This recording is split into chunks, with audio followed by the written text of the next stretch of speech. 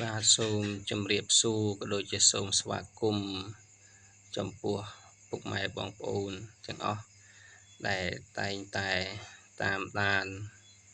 នៅវីដេអូតម្រុយឆ្នោតរបស់ខ្ញុំបាទនៅក្នុងវីដេអូនេះគឺខ្ញុំបាទនឹងដាក់ជូននៅតម្រុយឆ្នោតយួនសម្រាប់ម៉ោង 4:30 នាទីហើយនឹងម៉ោង 6:30 នាទីរួមជាមួយនឹងតម្រុយឆ្នោតយួនម៉ោង 10:30 នាទីហើយនឹងម៉ោង 1:30 នាទីសម្រាប់ចែកជូនដល់ពុកម៉ែបងប្អូនយកទៅផ្សងសំណាងបាទសម្រាប់តម្រុយឆ្នោតយួនម៉ោង 4:30 នាទីហើយនឹងម៉ោង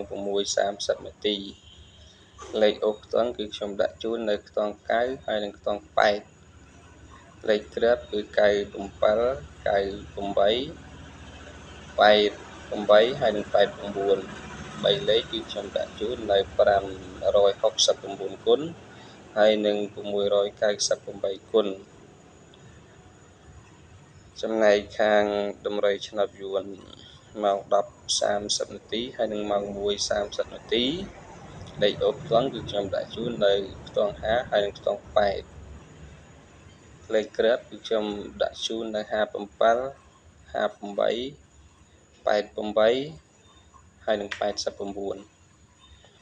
3 លេខគឺខ្ញុំដាក់ជូននៅ 589 គុណហើយនឹង 890 គុណ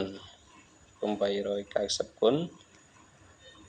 សម្រាប់ថ្ងៃទី15 ខែ 10 ឆ្នាំ 2025 ចែកជូនដល់ពុកម៉ែបងប្អូនយកទៅផ្សងសំណាង